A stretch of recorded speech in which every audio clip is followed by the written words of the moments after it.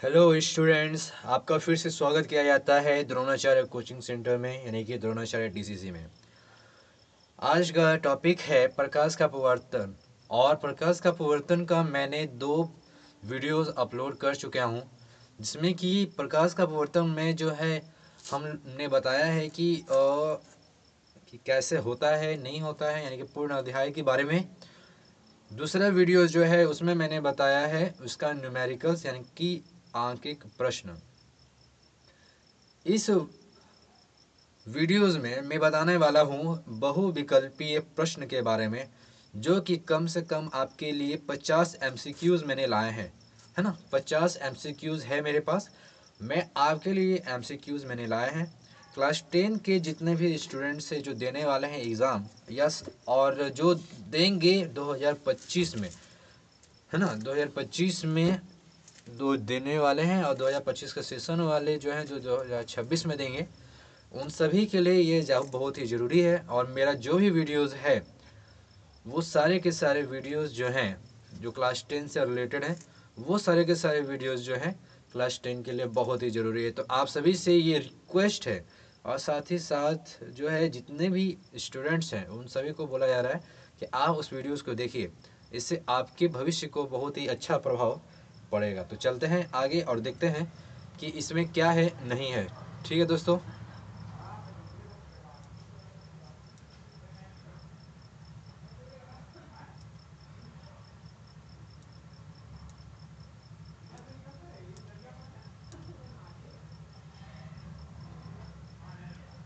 तो देखिए कि क्या है पहला क्वेश्चन। ये जो पहला क्वेश्चन है वो है अपवर्तन का नियम क्या कहता है दोस्तों। अपवर्तन का नियम क्या कहता है? तो अपवर्तन का नियम, अपवर्तन कोण अपवर्तक माध्यम पर निर्भर होता है। अपवर्तन कोण अपवर्तन माध्यम पे निर्भर होता है दोस्तों। ठीक है, अगला क्वेश्चन पे चलते हैं। अगला क्वेश्चन है अपवर्तन किसके कारण होता है? बताइए दोस्तों। अपवर्तन जो है वो प्रकाश की गति में परिवर्तन के कारण होता है ना। प्रकाश की गति में परिवर्तन के कारण अपवर्तन होता है। अगला क्वेश्चन देखिए, तीसरा नंबर में दोस्तों। तीसरा नंबर का क्वेश्चन बोलता है कि अपवर्तन के लिए कौन सा माध्यम अधिक घनत्व वाला माना जाता है? तो वो है कांच। कांच जो है वो सबसे ज़्यादा अधिक घनत्व वाला होता है। चौथा नंबर क्वेश्चन है बच्चों, चौथा नंबर क्वेश्चन है अपवर्तनांक की ईसाई मात्रक क्या है? बताइए दोस्तों। अपवर्तनांक की एसआई मात्रक बोलिए या एसआई इकाई बोलिए, वो क्या है? वो कोई नहीं है, है ना। इसका कोई इकाई नहीं है, अपवर्तनांक का कोई भी इकाई नहीं है बच्चों। ठीक है ना। पांचवा नंबर क्वेश्चन देखिए, अपवर्तनांक यानी कि अपवर्तन के समय प्रकाश की कौन सी भौतिक मात्रा अपरिवर्तित रहती है? बताओ बच्चों। वो है आवृत्ति। वो क्या है? आवृत्ति। अगला क्वेश्चन देखो बच्चों। अगला है अपवर्तनांक का सूत्र क्या है? क्या सूत्र है अपवर्तनांक का बच्चों, बताओ। अपवर्तनांक का सूत्र क्या है? वो है n equal to C by B. N equal to C by B है। जहाँ सी जो है, यहाँ पे जहाँ सी क्या है बच्चों? सी जो है निर्वात में प्रकाश की चाल, निर्वात में प्रकाश की चाल। और भी क्या है? किसी माध्यम में, किसी दूसरे माध्यम में, किसी माध्यम में नहीं, किसी दूसरे माध्यम में, दूसरे माध्यम में ना, माध्यम में प्रकाश की चाल। क्योंकि क्या है ना कि माध्यम जो है वो या तो कांच भी हो सकता है या फिर तुम्हारा पानी भी हो सकता है। तो ये सारी चीज़ें जो हैं आ जाते हैं भी में। ठीक है। अगला क्वेश्चन देखिए बच्चों। अगला क्वेश्चन है 7 नंबर का। बोलता है कि प्रकाश की गति किस माध्यम में सबसे तेज होती है? बताओ बच्चों, किस माध्यम में सबसे तेज जो है प्रकाश की गति होती है? तो वो होता है निर्वात में, है ना। निर्वात में प्रकाश की गति क्या होती है? तेज होती है। अगला देखिए। अगला क्वेश्चन है, यदि अपवर्तनांक 1.5 है तो माध्यम में प्रकाश की गति का अनुपात क्या होगा? तो प्रकाश की गति का जो अनुपात होगा बच्चों, वो क्या होगा? वो होगा 3/2, है ना। 3/2 का अनुपात होगा, क्योंकि 2 से जब 3 को आप भाग दोगे तो 1.5 जरूर आएगा बच्चों। ठीक है, अगला देखा जाए। अगला है 9 नंबर में, प्रकाश की गति जल, उसका जो है यहाँ पे दे दिया क्या है, n बराबर 1.33 में कितनी होगी यदि निर्वात में इसकी गति 3 गुने 10⁸ मीटर पर सेकेंड है। तो यानी कि यहाँ पे जो है निर्वात में गति दे दिया है, प्रकाश की गति जो है जल में दे दिया है, तो जल का क्या होगा गति? तो जल का जो गति होगा बच्चों, जल का गति बराबर क्या हो जाएगा? जल का जो गति होगा 3 गुने 10⁸ मीटर पर सेकेंड होगा, और बटे में हो जाएगा 1.33, है ना। यहाँ पे आप एक काम करो, 0.00 भी आप लिख देना है, कोई दिक्कत नहीं होगा। तो ऊपर में 300 बटे नीचे में 133 और गुने 10⁸ मीटर पर सेकेंड हो जाएगा बच्चों। ठीक है ना। अगर आप 133 से आप भाग दे दो 300 को, 3 से हम कट करते हैं इधर, 300 जब इसको कट करेंगे तो ये लगभग में जो है 3 चौके 12, ना तो एक ही बार में काट देते हैं। 133 से 300 को जब काट देते हैं तो कितना आएगा? भागा देकर देख लेते हैं हम लोग, है ना। भागा देकर देख लेते हैं कितना आता है बच्चों। तो वो आ जाएगा 2, 6 और ये 6, 10 में से 6 जाएगा तो कितना बचेगा? 4। यहाँ पे 9 में से 6 जाएगा तो कितना बचेगा? 3। ये तो कट जाएगा, दशमलव डालेंगे तो 0 आएगा, 340 हो जाएगा। अभी हम यहाँ पे जो है 3 से भी फिर से नहीं डाल सकते, हम 2 से ही डालेंगे फिर से। तो 266 फिर से लगाएंगे तो 10 में से 6 जाएगा, फिर 4 बचेगा। यहाँ पे 3 में से 6 नहीं जाएगा, 13 में से 6 जाएगा तो 7 हो जाएगा। अभी दशमलव है तो यहाँ पे फिर से 0 लगा सकते हैं आप। अब जो है 740 हो गया है, तो हम क्या करेंगे? हम करेंगे 3 का उपयोग, है ना। 3 तिया हो जाता है 9, 3 तिया हो जाता है 9 और 3 एकम 3। क्या 3 लगाना सही रहेगा? नहीं रहेगा। तो हम क्या करेंगे? हम उपयोग कर लेंगे किसका? रबड़ का उपयोग कर लेंगे, इसको मिटा देंगे। तो यहाँ पे किसका उपयोग करेंगे? यहाँ पे उपयोग करेंगे हम 6 का, है ना। 6 का उपयोग करते हैं तो ज़्यादा सही रहेगा, छोतिया 18 हो जाता है ना। तो 6 का उपयोग मान्य होगा, लेकिन 6 का ज़्यादा हो जाएगा तो 5 लगा सकते हैं। तो 5 से 15 का 5 हाथ में 1, 5 से 15 का 16 का 6 हाथ में 1, ये भी ज़्यादा हो गया। तो हम किसका उपयोग कर लेंगे? 4 का उपयोग कर लेंगे, है ना। तो लगभग में आप देख सकते हैं कि 4 यानी कि जा रहा है, तो 4 तिया हो जाएगा इसका 12, 4 तिया 12 और 1 13 का 3 हाथ में 1, 4 और 1 5 के लगभग कह सकते हैं कि लगभग में जो है 2.24 गुने 10⁸ मीटर पर सेकेंड के लगभग आएगा। यानी कि आप कह सकते हैं कि 9 नंबर का जो आंसर जो हो जाएगा बच्चों, वो हो जाएगा 1 नंबर का, है ना।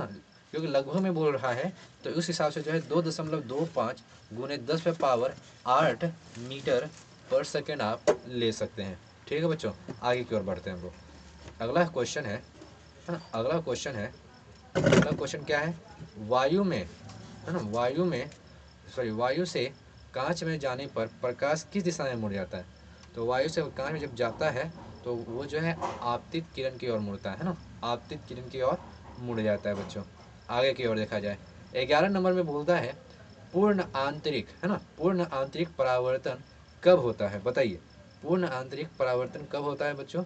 जब प्रकाश अधिक घनत्व वाले माध्यम से कम घनत्व वाले माध्यम में जाता है ना, तब पूर्ण आंतरिक परिवर्तन या परावर्तन उसी टाइम में देखने को मिलता है। तो यहाँ पे बी नंबर के जो आंसर है वो सही हो जाएगा। अगला देखिए बच्चों, अगला जो है वो है कि कांच का सापेक्ष अपवर्तनांक वायु के लिए 1.5 है। तो इसका अर्थ क्या है? क्योंकि अपवर्तनांक अगर 1.5 रहेगा तो इसका मतलब यही है कि वायु में प्रकाश की गति कांच की तुलना में 1.5 गुना अधिक है। ठीक ना, याद है, यानी कि बी नंबर का जो है ऑप्शन वो हो जाएगा। अगला क्वेश्चन है क्रिस्टल क्रिस्ट है ना, यानी क्रिटिकल एंगल किसके लिए परिभाषित होता है, बताइए बच्चों। क्रिटिकल एंगल किसके लिए परिभाषित होता है, तो वो होता है पूर्ण आंतरिक परावर्तन, यानी कि ए नंबर का आंसर हो जाएगा ना। कितना नंबर हो जाएगा, ए नंबर का आंसर हो जाएगा बच्चों। अगला देखा जाए 14 नंबर का क्वेश्चन बोलता है कि वायु में प्रकाश की गति 3 × 10⁸ मीटर पर सेकेंड है। तो कांच में इसका अपवर्तनांक 1.5 है। तो कांच में प्रकाश की गति क्या होगी, तो वही फॉर्मूला का उपयोग करना है। तो जब फॉर्मूला का जब हम उपयोग करते हैं तो यहीं से आप देख लीजिए, ये 1.5 है। जब इसको कट कर दीजिएगा तो 2 का लघु आएगा, तो 2 × 10⁸ मीटर पर सेकेंड, यानी कि ए के बराबर आएगा। यानी कि 14 का जो मान हो जाएगा वो क्या हो जाएगा, ए नंबर हो जाएगा, यानी कि 2 × 10⁸ मीटर पर सेकेंड का हिसाब निकलेगा। ठीक है, अगला देखा जाए। अगला जो क्वेश्चन है वो 15 नंबर का क्वेश्चन है। 15 नंबर क्वेश्चन में बोला जाता है यदि आपतित किरण है ना, आपतित किरण सामान्य पर 30 डिग्री बनाती है। कितना डिग्री बनाती है बच्चों, 30 डिग्री का बनाती है, और अपवर्तनांक जो है वो 1.5 है, तो अपवर्तन का कोण क्या होगा। हम लोगों ने क्या पढ़ा है, एन इक्वल टू साइन आई बटे साइन आर, है ना, साइन आई बटे साइन आर दे दिया है। अब बोलता है आपतित किरण जो है 30 डिग्री है, तो आपतित किरण जब 30 डिग्री है तो साइन 30 डिग्री है, और यहाँ पे साइन आर कितना है ये हमको पता नहीं है, साइन आर कितना है ये पता नहीं है, तो हमको अपवर्तन कोण निकालना है। और एन का जो मान है, यहाँ पे एन का जो मान है वो 1.5 दे रखा है। तो साइन आर बराबर क्या हो जाएगा बच्चों, साइन आर बराबर जो है साइन 30 डिग्री और बटे 1.5 डिग्री हो जाएगा। तो साइन 30 डिग्री का मान क्या होता है, साइन 30 डिग्री का मान जो है 1/2 होता है ना, और यहाँ पे गुने में 1.5 ही रहेगा। अभी यहाँ पे इसको गुना कर दोगे तो 1 बटे ये हो जाएगा 3, 1/3 हो जाएगा। तो 1/3 क्या किसी का मान होता है, बताइए, 1/3 किसी का मान होता है क्या, नहीं होता है, होता है। तो किसका मान होता है, तो 1/3 जो है साइन आर बराबर क्या है, 1/3 है, तो 1/3 किसका मान होता है, साइन 19.47 डिग्री का मान होता है ना। यानी कि आर बराबर यहाँ पे क्या हो जाएगा, 19.47 डिग्री। ठीक है, तो वो आंसर हो जाएगा बी नंबर। वो कौन सा आंसर हो जाएगा बच्चों, बी नंबर का आंसर हो जाएगा। ठीक है ना, आगे देखिए अगला क्वेश्चन जो है, अगला क्वेश्चन है 16 नंबर का। 16 नंबर में बोलता है कि पानी का अपवर्तनांक 1.33 है। जब पानी का अपवर्तनांक 1.33 रहेगा तो इसका मतलब क्या होता है, तो इसका मतलब ये एक ही चीज़ होता है कि पानी में प्रकाश की गति वायु की तुलना में, पानी में प्रकाश की गति वायु की तुलना में 1.33 गुना कम है ना। तो यानी कि बी नंबर का जो है वो आंसर हो जाएगा। कितना नंबर का आंसर हो जाएगा बच्चों, बी नंबर का आंसर हो जाएगा। ठीक है, आगे देखा जाए। अगला क्वेश्चन है 17 नंबर। 17 नंबर का क्वेश्चन बोलता है कि अपवर्तन के समय प्रकाश की कौन सी विशेषता बदलती है, बताइए बच्चों, कौन सी विशेषता बदलती है, तो वो तरंग दैर्ध्य बदलती है ना, तरंग दैर्ध्य, यानी कि बी नंबर का ऑप्शन हो जाएगा। ठीक है बच्चों, बी नंबर का ऑप्शन हो जाएगा। अगला क्वेश्चन देखिए, अगला क्वेश्चन जो है 18 नंबर का बोलता है डाइवरिंग लेंस के लिए अपवर्तनांक कैसा होता है बच्चों, डाइवरिंग लेंस के लिए अपवर्तनांक कैसा होता है, तो वो होता है धनात्मक। वो क्या होता है, धनात्मक होता है बच्चों। ठीक है ना, धनात्मक होता है। अगला क्वेश्चन देखिए 19 नंबर का बोलता है कि किस प्रकार का लेंस दूर की वस्तुओं को पास दिखाता है, बताइए किस प्रकार का लेंस दूर की वस्तुओं को पास दिखाता है, तो वो है अवतल लेंस। अवतल लेंस ही जो है जो दूर की वस्तुओं को पास दिखाता है। ठीक है ना, यानी कि बी नंबर का ऑप्शन हो जाएगा बच्चों। अभी 20 नंबर का क्वेश्चन देखिए, 20 नंबर का क्वेश्चन बोलता है किस माध्यम में प्रकाश की गति सबसे कम होती है, किस माध्यम में प्रकाश की गति सबसे कम होती है बच्चों, तो वो है हीरा, है ना, हीरा में होती है ऐसा, हीरा में, यानी ऑप्शन नंबर डी हो जाएगा। अगला क्वेश्चन है जल से वायु में प्रकाश के जाने पर, जल से यानी कि सघन माध्यम से ये विरल माध्यम में जा रहा है ना, तो जल हमारा क्या है, सघन माध्यम है, वायु हमारा क्या है, विरल माध्यम है। तो जल से वायु में प्रकाश के जाने पर अपवर्तन कोण की दिशा क्या होगी? बताइए बच्चों। तो वो होगी आपतित किरण से दूर। वो क्या होगी? आपतित किरण से दूर होगी बच्चों। 22 नंबर का क्वेश्चन देखिए। 22 नंबर का क्वेश्चन बोलता है वायु का सापेक्ष अपवर्तनांक क्या होता है? वायु का सापेक्ष अपवर्तनांक क्या होता है? तो वो होता है 1। वो क्या होता है? 1 होता है बच्चों। ठीक है ना। अगला देखिए 23 नंबर में। 23 नंबर में बोलता है कि प्रकाश का अपवर्तन किस कारण से होता है? प्रकाश का अपवर्तन किस कारण से होता है? तो वो होता है घनत्व में भी विभिन्नता के और माध्यम में भिन्नता के, है ना। घनत्व में भी भिन्नता होता है और माध्यम में भी भिन्नता होता है, यानी कि ऑप्शन नंबर जो डी होगा ना वो होगा आंसर, है ना, दोनों। तो आगे देखिए 24 नंबर में बोलता है कि यदि आपतित कोण 0 डिग्री रहेगा, अगर आपतित कोण 0 डिग्री रहेगा तो ये बताइए कि अपवर्तन कोण क्या होगा? तो जब 0 डिग्री रहेगा, मान लीजिए कि ये हमारा एक माध्यम है, ठीक है ना, ये एक माध्यम है और माध्यम क्या, ये स्लैब, ठीक ना। जब ये 0 डिग्री बनेगा तो 0 डिग्री का मतलब क्या है? ये एकदम जो है यहाँ पे जो है ऐसे एकदम सीधा जाएगा। जब सीधा जाएगा तो ये सीधा ही चला जाएगा, तो यहाँ पे तो अपवर्तन हुआ ही नहीं। तो जब अपवर्तन हुआ नहीं तो यहाँ पे ये 0 डिग्री बना रहा है, तो यानी कि ये आंसर हो जाएगा। ऑप्शन नंबर ए हो जाएगा, ठीक है ना। आगे देखा जाए अगला क्वेश्चन जो है वो है कि पूर्ण आंतरिक परावर्तन की स्थिति में कौन सा कोण सबसे महत्वपूर्ण होता है? तो बताइए कौन सा कोण? तो वो कोण है क्रिटिकल कोण, है ना। क्रिटिकल कोण जो है वो बड़ा ही महत्वपूर्ण होता है, ठीक है ना, परावर्तन की स्थिति में। अगला देखा जाए अगला क्वेश्चन है 26 नंबर में। बोलता है कि कौन सा उपकरण पूर्ण आंतरिक परावर्तन पर आधारित है बच्चों? कौन सा? बताइए कौन सा उपकरण पूर्ण आंतरिक परावर्तन पर आधारित है? तो वो है ऑप्टिकल फाइबर, है ना। वो क्या है? ऑप्टिकल फाइबर है बच्चों, ठीक है। अगला क्वेश्चन देखा जाए अगला क्वेश्चन बोलता है अपवर्तनांक अपवर्तनांक के साथ प्रकाश की गति का संबंध किस प्रकार है? अपवर्तनांक के साथ प्रकाश की गति का संबंध किस प्रकार है? बताइए। तो वो क्या है बच्चों? तो अपवर्तनांक बढ़ने पर गति क्या हो जाती है? घट जाती है ना। अपवर्तनांक बढ़ेगा तो गति घट जाता है, इसीलिए घट जाती है ना, क्योंकि वो जो वस्तु होगा वो ज़्यादा से ज़्यादा सघन होगा, और सघन जब ज़्यादा से ज़्यादा होता है तो वहाँ पर अपवर्तनांक तो बढ़ेगा ही बढ़ेगा। जब अपवर्तनांक जब बढ़ेगा ना तो वहाँ पे प्रकाश की गति कम पड़ ही जाती है। अगला देखा जाए अगला क्वेश्चन है 28 नंबर में कि कांच का अपवर्तनांक हीरे के मुकाबले कैसा होता है? कांच का जो अपवर्तनांक हीरे के मुकाबले कैसा होता है बच्चों? तो वो जो है कम होता है ना, कम होता है, क्योंकि हीरे में जितना अपवर्तनांक होता है ना उससे तो कम ही रहता है कांच का अपवर्तनांक, ठीक है बच्चों। आगे देखा जाए अगला नंबर है 29 नंबर का क्वेश्चन में। 29 नंबर का जो क्वेश्चन है बोलता है कि अपवर्तन की घटना किस सतह पर होती है?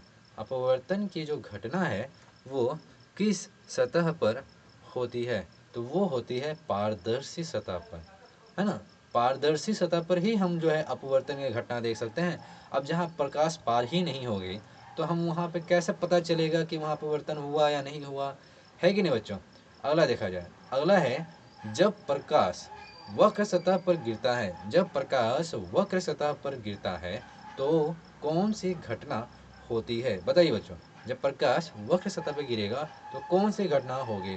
तो वहाँ पे अपवर्तन और परावर्तन दोनों होगा, अपवर्तन भी होगा और परावर्तन भी होगा, समझे। ऑप्शन नंबर सी हो जाएगा बच्चों। अगला देखा जाए अगला जो क्वेश्चन है वो है कि जल का क्रिटिकल कोण कितना होता है? जल का जो जल है उस जल का क्रिटिकल कोण कितना होता है? तो लगभग में 42 डिग्री का कोण बनता है बच्चों। 42 डिग्री का वहाँ पे कोण देखने को मिलता है। क्रिटिकल कोण 42 डिग्री होता है, किसमें? जल में होता है। आगे देखा जाए बच्चों 32 नंबर का। 32 नंबर में बोलता है कि कौन सा रंग पानी में सबसे कम मुड़ता है? बताइए कौन सा रंग पानी में सबसे सबसे एकदम सबसे कम मुड़ता है, बताइए बच्चों। तो वह है लाल। लाल जो है पानी में बहुत ही कम मुड़ता है, ठीक ना बच्चों। लाल जो है पानी में बहुत ही कम मुड़ता है। आगे देखा जाए, अगला है 33 नंबर में। 33 नंबर में क्या बोलता है? प्रकाश का अपवर्तन, प्रकाश का अपवर्तन का सिद्धांत किस पर निर्भर करता है? प्रकाश का अपवर्तन का सिद्धांत किस पर निर्भर करता है? तो वह है प्रकाश की गति, है ना। प्रकाश की गति पर निर्भर करता है, ठीक है, यानी ऑप्शन नंबर ए हो जाएगा। अगला देखिए क्वेश्चन, अगला क्वेश्चन है आपतित कोण, आपतित कोण के किस मान पर आपतित और अपवर्तित किरणें एक ही रेखा में होती है? बताइए बच्चों, इसका आंसर क्या हो जाएगा? तो इसका जो आंसर हो जाएगा वो हो जाएगा 0 डिग्री, वो हो जाएगा 0 डिग्री, ऑप्शन नंबर ए। अगला देखा जाए, अगला क्वेश्चन है, अगला क्वेश्चन है 35 नंबर का। 35 नंबर क्वेश्चन में बोला जाता है कि यदि आपतित कोण 45 डिग्री हो, आपतित कोण 45 डिग्री है और अपवर्तनांक 1.41 है, तो अपवर्तन कोण क्या होगा? तो यहाँ पे डायरेक्टली हम फॉर्मूला लगा के निकाल देते हैं। साइन आर बराबर, साइन आर बराबर क्या हो जाएगा? साइन आई और बटे एन हो जाएगा। तो साइन आई क्या है? तो साइन 45, साइन 45 बटे 1.41। तो साइन आर बराबर क्या हो जाएगा बच्चों? तो साइन 45 का मान क्या हो जाता है बच्चों? कौन बताएगा? साइन 45 का मान क्या होता है? बताइए बच्चों, बताइए क्या होता है?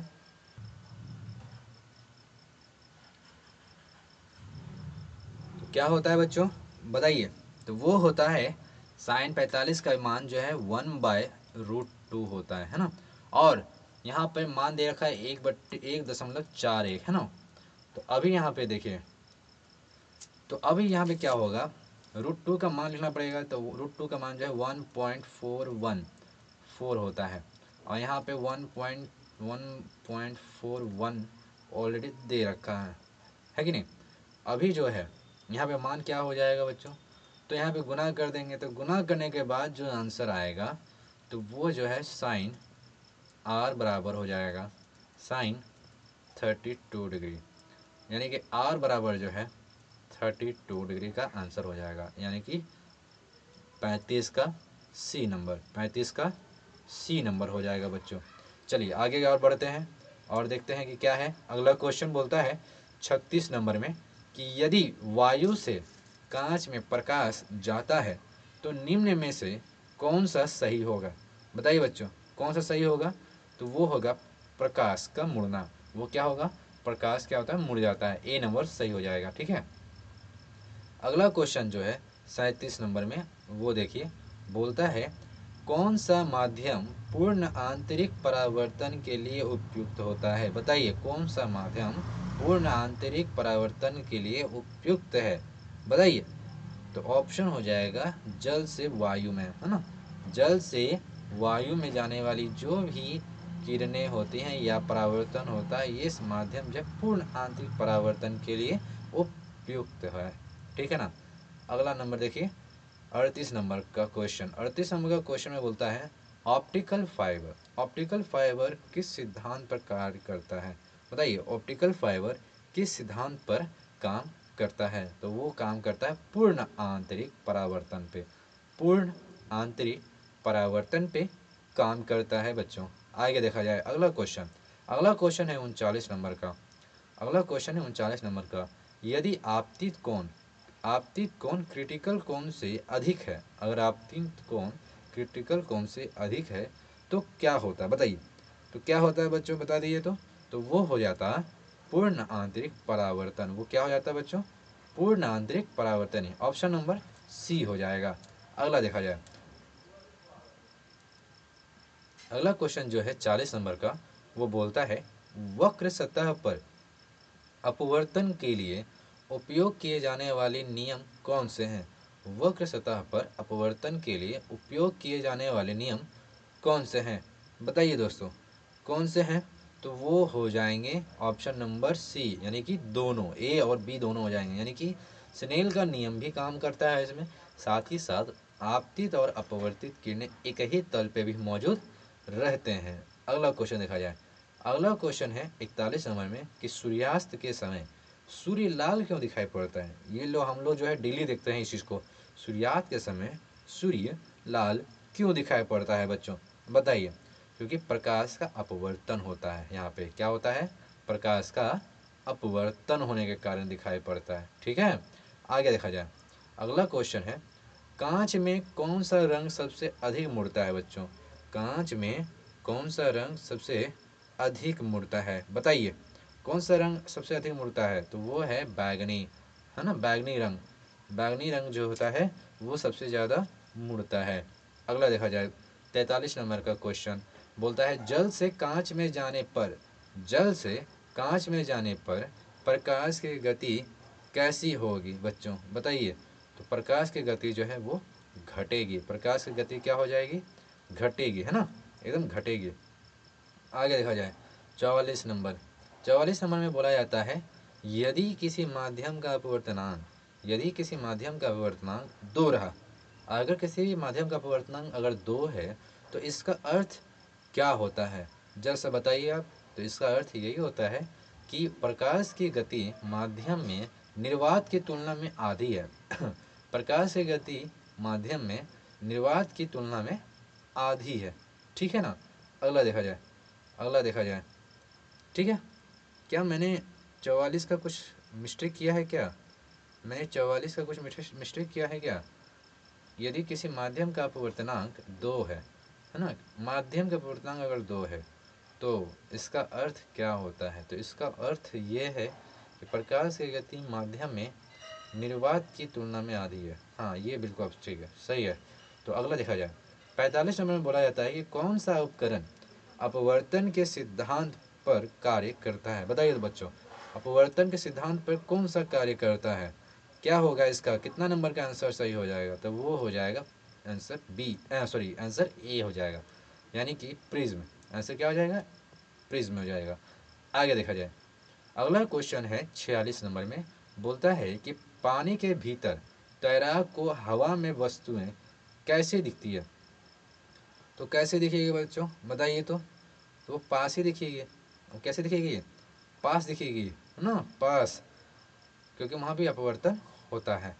अभी आगे देखिए ऑप्टिकल फाइबर का उपयोग किस क्षेत्र में किया जाता है, ऑप्टिकल फाइबर का उपयोग किस क्षेत्र में किया जाता है, तो सभी में किया जाता है ना, सभी में किया जाता है। यानी कि चिकित्सा में भी होता है इसका उपयोग, संचार में भी इसका उपयोग होता है, प्रकाश का उपकरण बनाने में भी इसका उपयोग किया जाता है।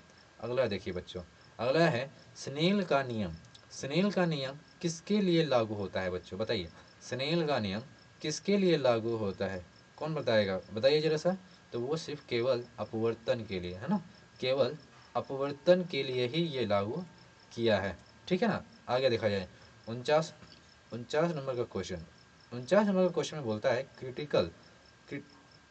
क्रिटिकल कोण किस पर निर्भर करता है, क्रिटिकल कोण किस पर निर्भर करता है, बताइए बच्चों, किस पर निर्भर करता है। तो माध्यम का अपवर्तनांक पे, है ना, माध्यम के अपवर्तनांक पर निर्भर करता है, ठीक है बच्चों। आगे देखा जाए लास्ट क्वेश्चन है ये 50 नंबर का। आज ये पूरा का पूरा मैंने 50 क्वेश्चन मैं आपको आज बता दे रहा हूँ, ठीक ना। और साथ ही साथ आप लोगों से ये गुजारिश भी करूँगा कि हमारे चैनल पे जो भी नए लोग आए हैं वो उनसे बोला जा रहा है कि आप जो है सब्सक्राइब भी करें और बेल आइकन को भी दबा दें, साथ ही साथ लाइक कर दें। इससे क्या होगा ना, आपको इससे आपको बहुत ही फ़ायदे हो जाएंगे कि हमारी जो भी वीडियोज़ होंगे, जो भी लेटेस्ट वीडियोज़ होंगे, अपकमिंग वीडियोज़ होंगे, वो सभी के आपके नोटिफिकेशन आपको मिलते रहेंगे, ठीक है ना। तो यहाँ पे देखते हैं कि 50 नंबर में बोला जा रहा है कि पानी का अपवर्तनांक हवा के सापेक्ष 1.33 है ना, पानी का अपवर्तनांक हवा के सापेक्ष 1.33 है। तो इसका मतलब क्या होता है बताइए बच्चों। तो इसका मतलब यही होता है कि पानी में प्रकाश की गति, पानी में प्रकाश की गति वायु से 1.3 गुना कम है, यानी कि ऑप्शन नंबर ए हो जाएगा, ऑप्शन नंबर ए हो जाएगा बच्चों, ठीक है ना। तो आज का बस यही इतना ही सेशन था बच्चों। आप लोगों से ये गुजारिश है कि हमारे सेशन से जो है